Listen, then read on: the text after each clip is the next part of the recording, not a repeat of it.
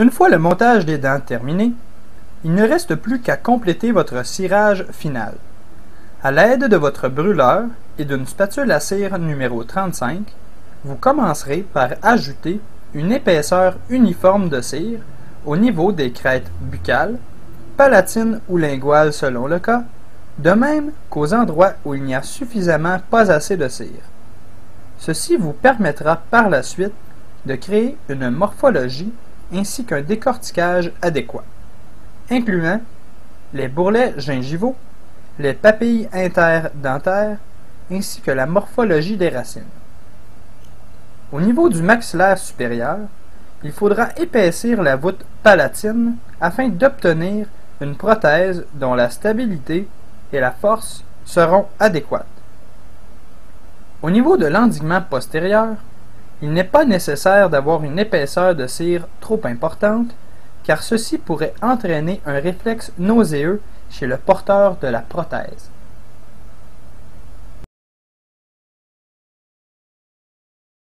À l'aide de votre torche anneau, vous pouvez délicatement chauffer votre couche de cire afin de la rendre homogène et lisse. Faites bien attention de ne pas faire fondre la cire, ce qui pourrait entraîner un déplacement de vos dents. Ce problème peut être évité en effectuant un mouvement de balayage constant et à une distance considérable pour permettre à la cire de s'uniformiser sans fondre complètement.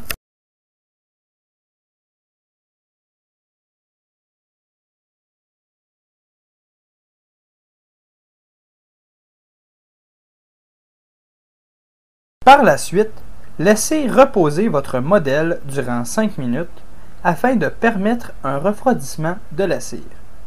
Vous pourrez ensuite amorcer votre décortiquage. Le décortiquage consiste à délimiter précisément la limite entre la dent et l'acrylique. De plus, il est très important d'éliminer toute cire résiduelle laissée sur la surface des dents. La spatule Lecron est l'instrument de choix pour réaliser le décortiquage. Celui-ci doit être effectué avec un angle de 45 degrés avec la surface de la dent. Cet angle de 45 degrés, une fois la prothèse cuite, permettra de polir beaucoup plus facilement la limite entre l'acrylique et la dent. Ceci sera d'autant plus avantageux pour votre patient car l'hygiène de sa prothèse se fera beaucoup plus aisément. Il est important de créer un décortiquage dont la limite entre la cire et la dent est nette, précise et régulière. Enfin, au niveau des limites palatines et linguales des dents, vous devez créer un plateau d'environ 1/2 mm de largeur suivant la forme de contour des dents.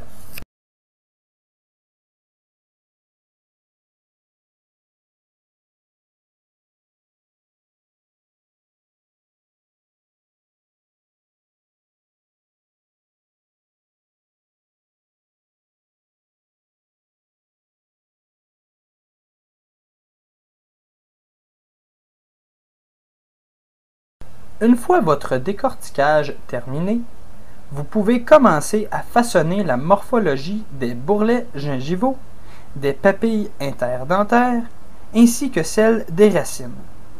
Il n'est pas essentiel de recréer la forme des racines des molaires puisqu'elles n'affecteront pas l'esthétique de la prothèse une fois celle-ci mise en bouche.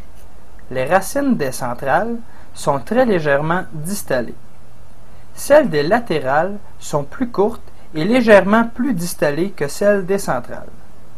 La racine des canines devra être encore plus distale et devra être très proéminente afin de recréer la bosse canine. La spatule Dixon et le Lecron seront deux instruments de choix qui vous permettront d'effectuer un excellent décortiquage. Ensuite, un balayage à l'aide de votre torche anneau vous aidera encore une fois à rendre votre cirage lisse et homogène.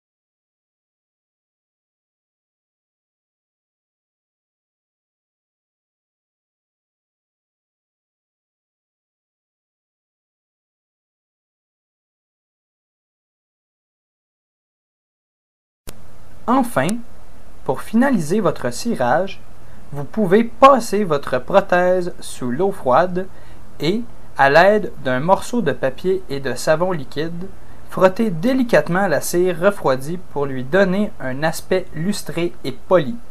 Ceci vous permettra également d'obtenir une prothèse dont le polissage sera moins long et laborieux.